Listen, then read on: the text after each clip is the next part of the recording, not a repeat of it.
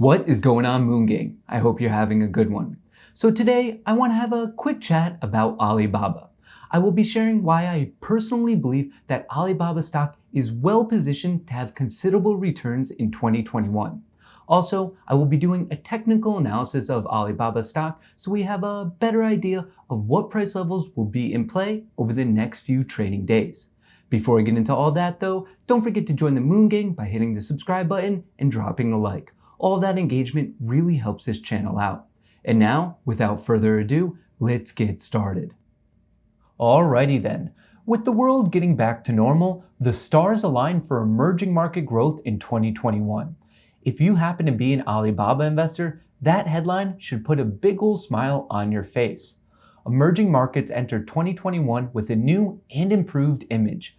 China, South Korea, and Taiwan, which account for 2/3 of global equities index, flipped the script on developing markets in 2020 because of how they handled the Rona problem.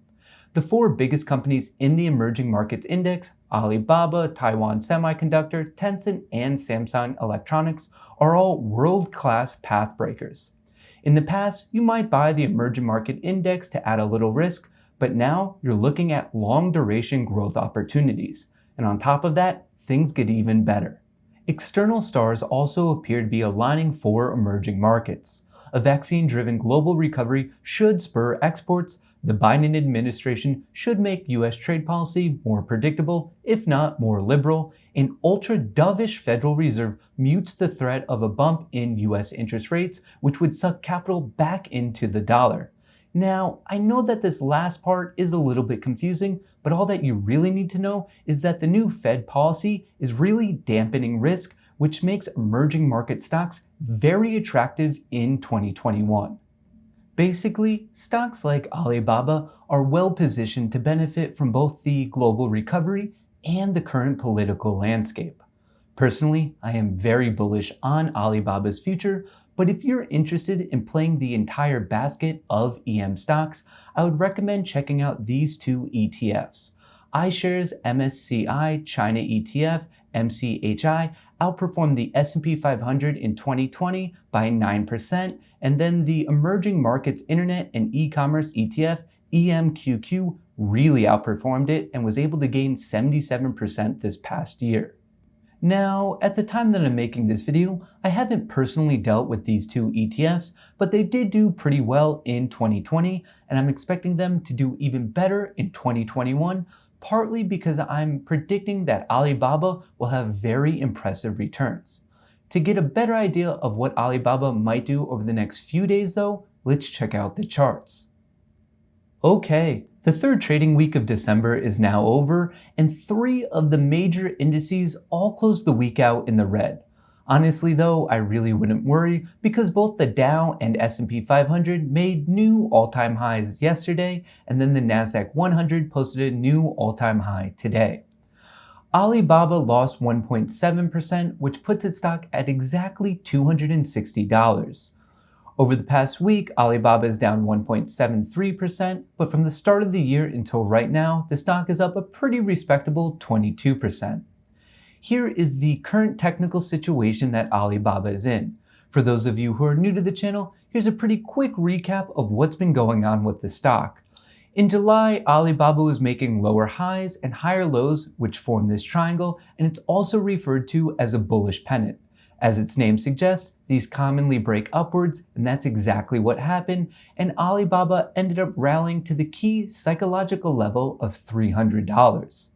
After hitting this new relative high, there was a sell-off, and support was eventually found at 268, which was the exact start of this bullish pennant.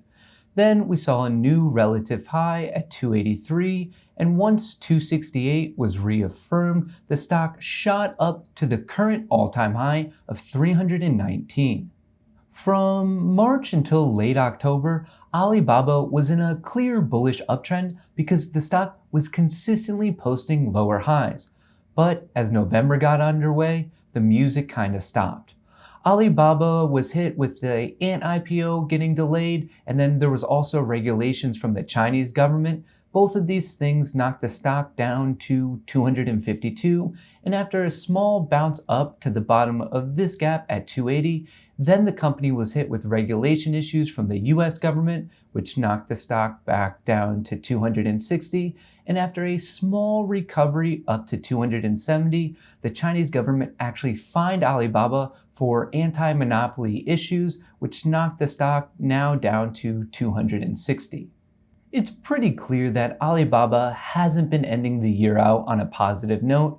In fact, from this all-time high, the stock is now down 18%, but I want to remind you that this sell-off is mainly because of short-term problems, and once the Chinese and US government are both appeased, I believe the stock will return to its trip back to the moon. Given enough time, Alibaba will make a new all-time high. I mean, seriously, it is a gigantic technology company and it has access to one of the largest markets on this planet. In the meantime, though, we do have to pay attention to the upcoming levels of support and resistance. Alibaba closed the week out at $260, which is where the stock found support in early December, and this price level also served as resistance back in this bullish pennant. If the bears were to push Alibaba below that, I would then be watching 252, which is where the stock caught itself twice before. And if it were to go even lower, I would then suggest watching 240, which was the start of this pennant. I have this area in green because I think that there will be a lot of demand in this region of support. In other words, if Alibaba were to get down here, I'm planning on buying even more because I would view it as an excellent investment opportunity. I strongly believe that years down the road, Alibaba stock will be trading way higher than $250-ish. When the stock does eventually bounce, which could happen right away because it is currently at a support, the first region of resistance would come between 268, which is a previous relative high, and then the bottom of this gap at 271. Once the stock gets above that, I would be looking for a gap fill up to 275. Past that, the next resistance would come at 279, and similar to this gap, I would then be looking for a gap fill up to 291. Overall, I do feel pretty good that Alibaba will change course sooner rather than later because, well, frankly, the revenue is very good for their stock price, and on top of that, more from a technical perspective, there is divergence in the RSI. If you take a look at these last two relative lows, you'll notice that the RSI is slightly higher on the second time, which means that more people are stepping in to buy Alibaba at these prices. The fact that more traders and investors are buying is telling me that there's some sort of undiscovered value at these levels. Now, to get a better idea of what Alibaba might do over the next few trading days, let's check out the 4-hour chart. I wanted to quickly mention that the name of this charting software is TradingView, and if you're interested in it, there's a link to a free 30-day trial in the description of this video. Alrighty, back to Alibaba. When you include pre- and post-market trading, you do get this new trend line, and you'll see from the end of October up until now, the stock has bounced off of it 1, 2, 3, 4, 5, 6 different times. What I would like to point out though is that all of these oscillations from high to low and back again have been getting smaller and smaller. In the world of trading, periods of expansion are followed by consolidation and vice versa. Right now, the stock does seem to be consolidating tighter and tighter, which leads me to believe as soon as there's a breakout, we will see a considerable move upward. Obviously, the considerable move could be downward, but I really don't think that's likely because I don't think that the bear camp can protect this trend line that much longer. Once Alibaba gets above this trend line and holds, I will be looking for the stock to quickly fill this first gap up to 276 and then eventually fill this second gap up to 291. However, if we have to wait for attempt number 7 and the stock gets knocked back down, anywhere between 240 and 252 would be a solid investment in my personal opinion. Just so you know, I do practice what I preach. I am invested in Alibaba and my cost basis is $255. I would love the chance to lower that average if this bearish scenario were to play out.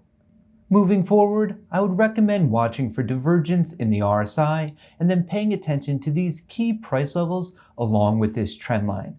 I really do believe that a breakout will be coming sooner rather than later. As things continue to develop both fundamentally and technically with Alibaba, I'll make sure to keep you updated in future videos. I would love to know your thoughts on Alibaba in a comment below. Where do you see the stock going in both the short term and long term? Also, if you have any questions or suggestions, feel free to post those as well. If you enjoyed this video, don't forget to drop a like, and if you haven't already, don't forget to join the Moon Gang by hitting the subscribe button. All of that support is truly appreciated. Also, I have two quick reminders for you. This upcoming trading week will be a shortened one because of holidays, and also, if you enjoy free stocks, make sure to check out the link to the Webull trading platform in the description of this video. Thanks for watching, and until next time, best of luck in the markets.